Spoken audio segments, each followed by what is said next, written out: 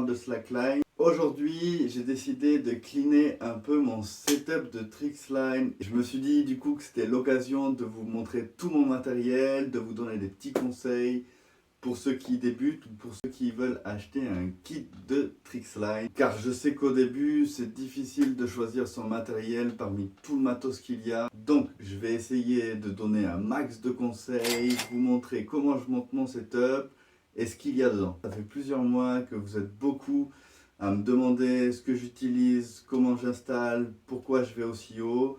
Et je vais essayer de répondre au max à toutes vos questions. Si après cette vidéo, tu as encore des questions, n'hésite pas à me les poser en dessous de la vidéo en commentaire. Je me ferai un plaisir et j'essaierai de vous répondre au max. Si vous débutez la Trixline et que vous aimez cette vidéo, n'hésitez pas à vous abonner. C'est un super soutien pour moi. Juste avant de commencer la vidéo, je voulais vous prévenir. C'est des conseils que j'applique pour ma pratique, pour ma Trixline et comment j'aime la monter. Je sais que le matériel c'est hyper subjectif, c'est vraiment moi ce que j'aime et ma pratique. Mais j'espère que ça vous aidera dans votre évolution ou dans vos questionnements. C'est aussi à vous d'essayer plein de trucs pour savoir ce que vous aimez par rapport à la distance, par rapport au rebond de votre sangle et de voir ce qui vous plaît le plus. Allez, je te montre ce que j'utilise, c'est parti.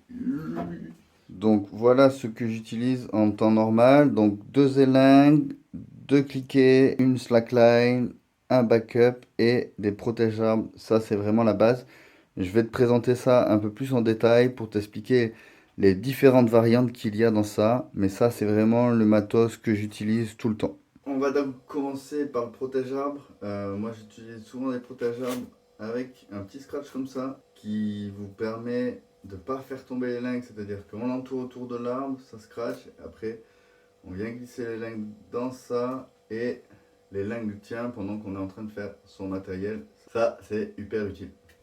Ensuite j'ai toujours 2 élingues avec moi de différentes tailles. J'aime bien les petites élingues parce que on a moins de longueur, le cliquet est plus proche de l'arbre et bouge moins. Pourquoi j'utilise les élingues? Ça permet d'avoir le cliquet toujours plat plutôt que la boucle cousue que je vous montrerai après. Donc 2 élingues, voilà, c'est un anneau. On fait le tour de l'arbre, on met une manille, on met son cliquet et ça c'est nickel. Ensuite le cliquet, alors j'utilise toujours des grands cliquets avec un bras de levier super long.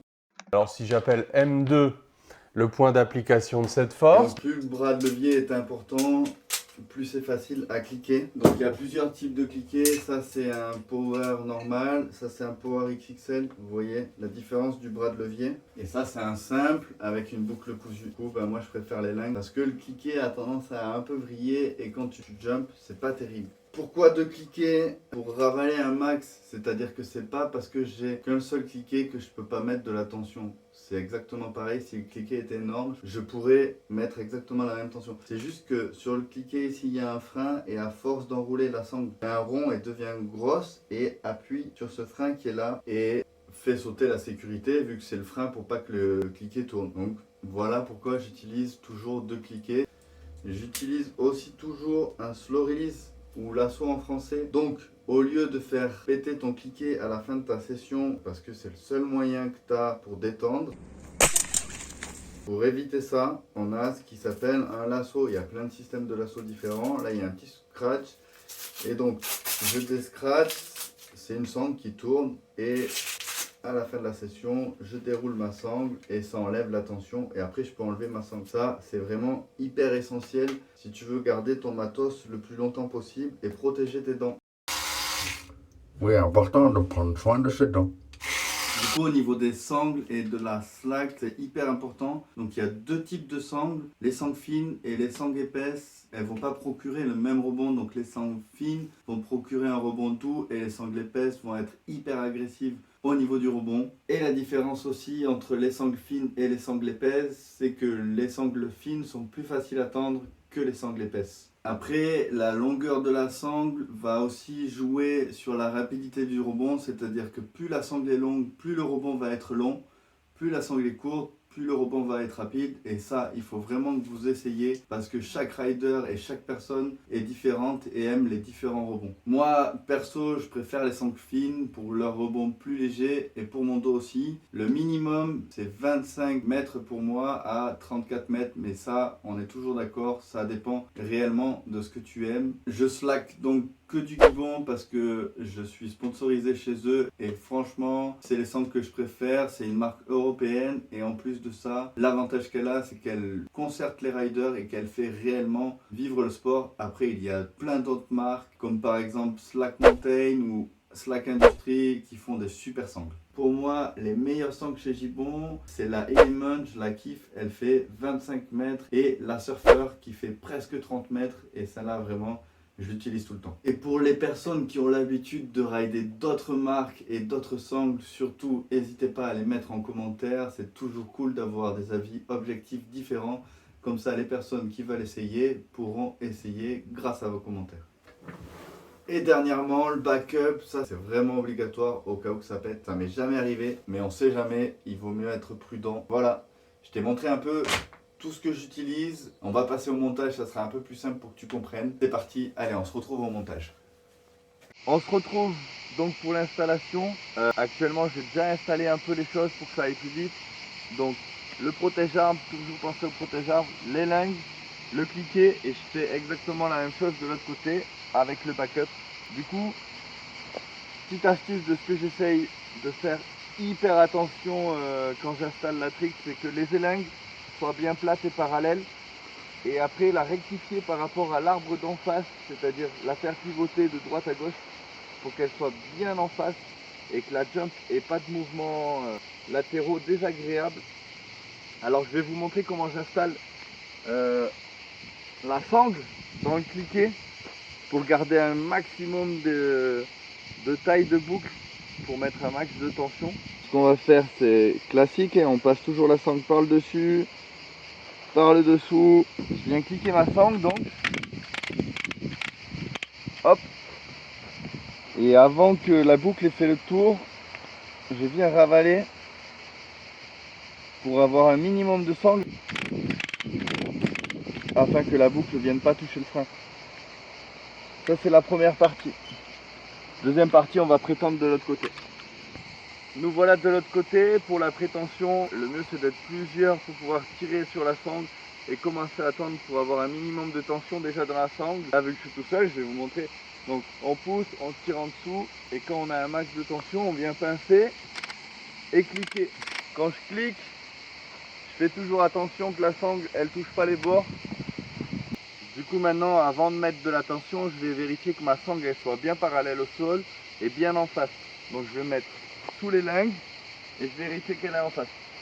Comme je vous ai dit avant, ma sangle je la mets toujours assez haute, donc soit au-dessus de la tête, soit à hauteur de l'oreille si je suis sans matelas. Et sur une longueur assez conséquente parce que j'aime le rebond, mais c'est toujours pareil, c'est à toi de tester ce que tu aimes. Toujours vérifier aussi que les élingues soient de la même hauteur. Là de ce côté c'est à peine un peu plus haut, donc je vais la remonter. Donc là je vais commencer à cliquer d'un côté et après j'irai cliquer de l'autre. Quand je clique, ce qui est hyper important de faire, c'est de mettre un coup assez sec et de faire attention à ce petit frein. Donc c'est à dire que si je clique, il faut absolument que la plaque que vous voyez passe le frein, sinon le frein peut sauter et toute la sangle se détend. Allez, c'est parti, on y va. Deuxième chose, quand je clique, je vérifie toujours que la sangle ne vient pas toucher le bord. Alors soit je corrige avec les doigts en poussant avec ma paume d'un côté et en tirant le cliquet de l'autre quand il y a peu de tension. Et la deuxième solution pour corriger la sangle pour pas qu'elle touche le cliquet est avec une corde. Donc je vais passer la corde autour du cliquet et je vais tirer dans le sens opposé où elle vient toucher le cliquet. Donc là par exemple elle touche de ce côté, je vais passer ma corde de l'autre côté, je vais cliquer et en même temps je vais tirer. Si on a une deuxième personne, c'est plus facile, la deuxième personne tire pendant qu'on clique.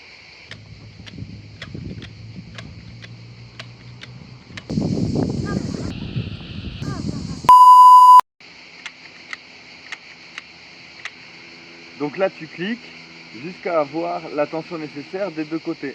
Et si tu as chaud, profite, j'organise un concours avec Gibbon pour gagner un couvre-chef de ton choix. Ils en ont sorti 4 et c'est une édition limitée. Alors va voir sur ma page Instagram, le concours est déjà présent. Une fois que tu as fini de cliquer et que tu penses que ta tension est bonne, tu penses toujours à bien fermer ton cliquet avant d'aller tester ta tension. Pour ma part, je fais toujours quelques battements pour voir si la tension et la ligne me convient et après je quitte ma session.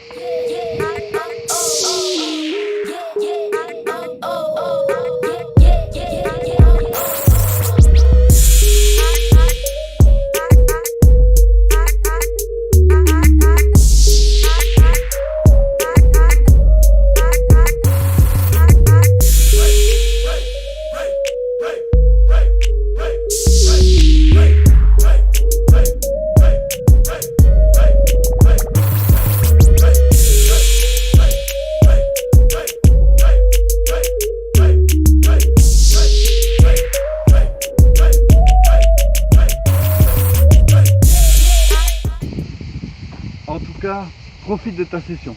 J'espère que cette vidéo t'a plu. Si ça t'a plu, n'hésite pas à commenter, à liker. On se retrouve bientôt pour une nouvelle vidéo. Et si tu as des idées de vidéos, n'hésite pas à les mettre en commentaire. A plus.